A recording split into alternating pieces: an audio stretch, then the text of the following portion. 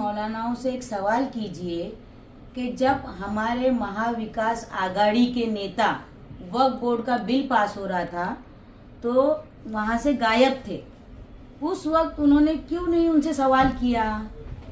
उस वक्त तो अजीत पवार ने ही वक्फ बोर्ड की कमेटी बनाया था और बिल पास होने से रोका था, जिसकी वजह से आज हमारे वक्फ बोर्ड की ज़मीन बची।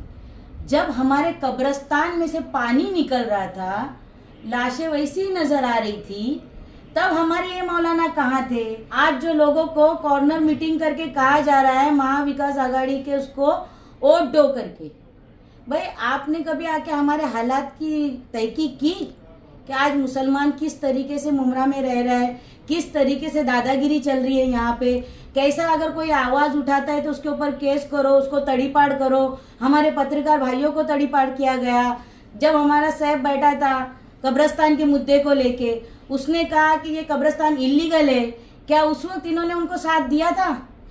अशरीन राउत का बयान हार के डर की वजह से रोए शमीम खान। इस तरह कुछ मौलाना आवाज को वोट देने की करेंगे अपील, पूरा मुमरा है हैरान। मैं सुल्तान रिजवी और आप देख रहे हैं डीडीएस टीवी न्यूज। दर्शकों, अशरीन राउत जो एक तेज तर्रार माजी नगर सेविका हैं और महासभा में भी विकास के मुद्दे को लेकर के आवाज उठाती रही हैं और जब तक ये नगर सेविका रही, चर्चा में रही, हर मुद्दे पर इनकी नजर रहती है और जहां पर जायज बात बोलने की बात आती है जरा भी डरती नहीं है और बेबाकी से उसका जवाब देती है। आज अशरीन राउत ने एक प्रेस कॉन्फ्रेंस के दौरान ये बयान दिया कि जिस तरीके से शमीम खान ने कल प्रेस कॉन्फ्रेंस के दौरान रोए हैं, भावुक हो गए हैं, उनको डर सता रहा है कि कहीं हम हार न जाए, उनका इशारा था।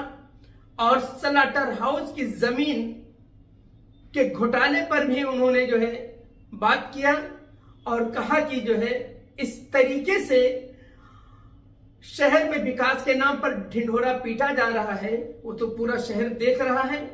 और अशरीन राउत ने कुछ मौलानाओं पर भी सवालिया निशान लगाया कि जो मौलाना आज जितेंद्र आवाड को जिताने की अपील कर रहे हैं, वोट देने की अपील कर रहे हैं, क्या उन्होंने शहर के हालात नहीं देखे कि शहर किस तरीके से बदहाली में चल रहा है, यहाँ पर किस तरीके से विकास कार्य हुआ है।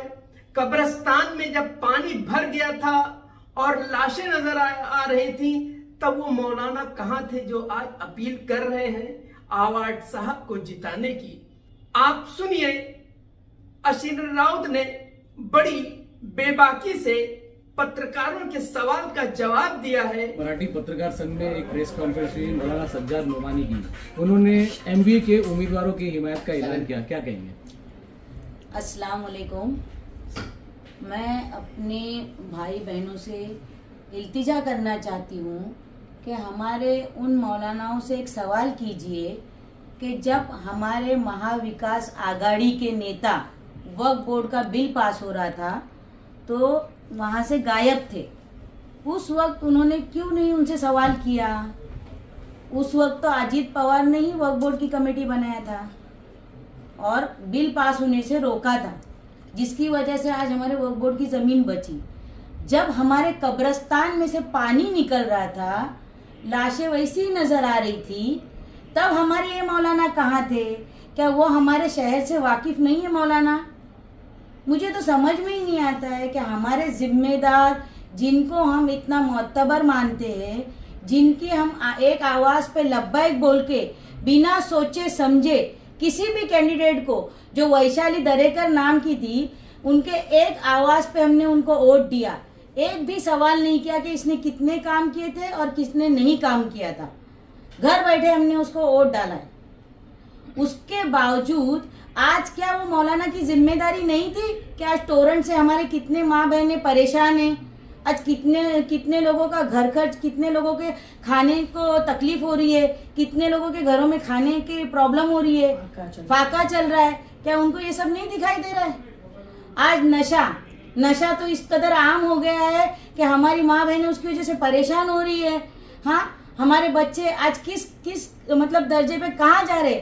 आज हमारे बच्चों को टीचरें नहीं थी टीएमसी स्कूलों में, हमारी स्कूल एक ग्राम पंचायत जैसी दिखाई दे रही है। उस वक्त ये मौलानाओं को दर्द नहीं आया हमारा, उस वक्त इनकी ये कहाँ थे सब।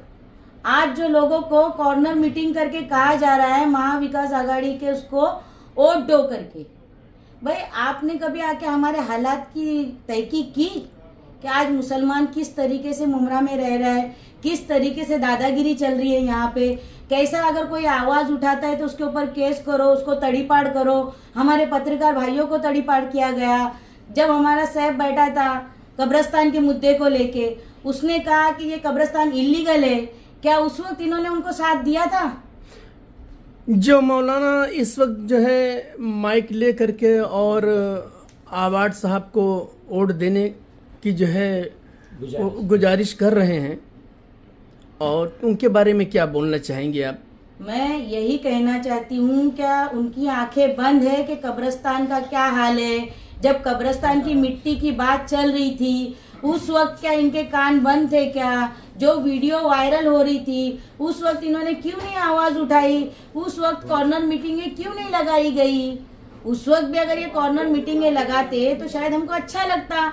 वक्फ बोर्ड के बिल के टाइम पर जब जो ये इनके सेक्युलर नेता भाग गए थे वहां से, उस वक्त भी अगर ये कॉर्नर मीटिंग लगा के बताते कि भाई सेक्युलरिज्म के नाम पे जिसको वोट दिया है वो वक्फ बोर्ड की कमेटी में जब मेंबर बनने की बात आती तो भाग जाते वहां से, वक्फ बोर्ड का बिल पास होने का वक्त था तो ऐसे लोगों को आप क्या कहना चाहोगे? मेरी तो अपील है लोगों से कि बराया मेहरबानी अभी भी वक्त है, आंखें खोलो।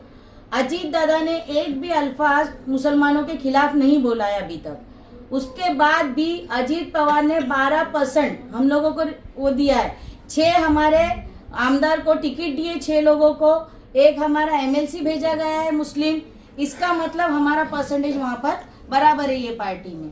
ये लोग जो गुमराह कर रहे हैं, आज नीतीश राणे जो आवाज बार बार बुलंद करके हमारे खिलाफ जहर उगलवा रहा था, उस जहर को कम करने की कोशिश, खत्म करने की कोशिश अजीत पवार ने की थी।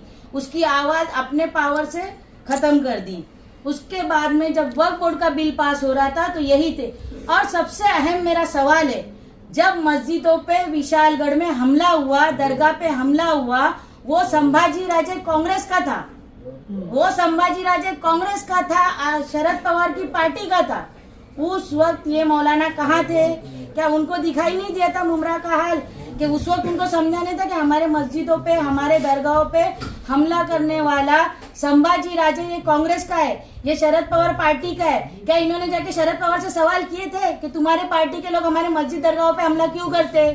आज एक हमारा मुस्लिम भाई हमारे साथ यहाँ पे आया है इस उम्मीद पे कि हम लोग उनको साथ देंगे। एक चीज का आप ध्यान रखिए, हमारा उम्मीदवार इंशाल्लाह चुनकर आएगा और ज्यादा से ज्यादा वोटों से आएगा, लेकिन कहीं हमको ये अफसोस ना हो कि इस लड़ाई में हमारे वोट कहीं कम गिरे।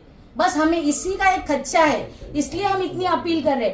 आप जाके मालूम कीजिए, कलवा में आज उनको बढ़ चढ़ के लोग पसंद कर रहे, क्योंकि आप जिस आदमी की हिमायत कर रहे हैं ना, इसके बारे में हर किसी को अच्छी तरीके से पता है कि वो क्या है और उन्होंने क्या कर चुके।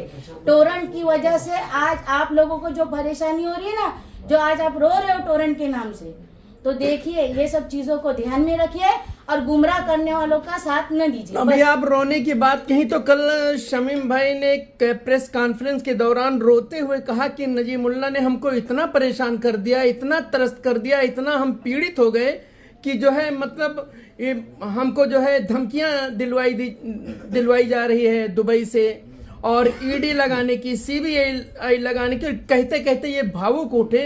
उस पर क्या कहेंगे आप? इसमें क्या सच्चाई है? क्या वाकई में नजीमुल्लाह जी जो है उनको परेशान किए हुए हैं शमीम खान को?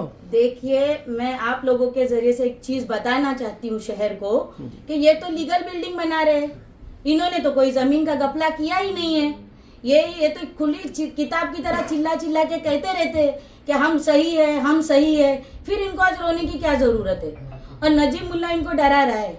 ये आपको कई बात हजम हो रही है क्या? आज तक नजीब मुल्ला साहब ने किसी भी लोगों को जोर जबरदस्ती से गाड़ी में बिठा के ले जाके मारा है क्या? किसी को कहा है क्या कि मैं तेरा मंदिर लूंगा? हमारे यहाँ पे एक कार्यकर्ता बेचारा छोटा सा है, उसका एक चरनीपाड़ा पे समाज मंदिर है, खुलेआम आवाड़ साहब ने उनको धमकी दिया है कि 24 तारीख को मैं तेरे को बताता हूँ, ये मंदिर तेरे छीन के दिखाता हूँ। इस तरीके से हरकत कौन कर रहा है? आपको क्या लगता है आज कहीं ना कहीं इनकी जमीन सरकी हुई दिखाई दे रही है? इसके लिए इस तरीके के अफवाहें उठाते रहते हैं। हाँ, एक बात सच है कि नजीब भाई ने एक चीज को क्लियर कर दिया था, जो ग्राउंड का मसला था, जो स्लेटर हाउस की जमीन थी, इसका खुलासा जो आप लोगों को दिया, शायद ये उसी का डर है। तो मतलब ये डर की वजह से रो रहे हैं क्या? तो आपके कहने का मुताबिक मुझे तो यही लग रहा है। आप लोगों को क्या लग रहा है? आप लोग तो मेरे से ज्यादा जानते हैं इस शहर को। नहीं, हम लोग मैं तो बहुत छोटी हूँ। हम लोग तो मीडिया वाले जो हंसेगा उसको भी दिखाएंगे, जो रोएगा उसको भी दिखाएंगे। सही लेकिन उसकी असलियत क्या है, अब आप बताइए। असलियत तो वही बता सकते हैं, हम क्या बताएंगे? इतने दिन में तो वो तो बता रहे थे हम 1 लाख की लीड से आ रहे हैं, इतने खुश थे और पता नहीं क्या क्या उनका चल रहा था, और अचानक में वो रोने लगे तो आप ही सोच लो कि उनके हालात क्या हो रहे हैं।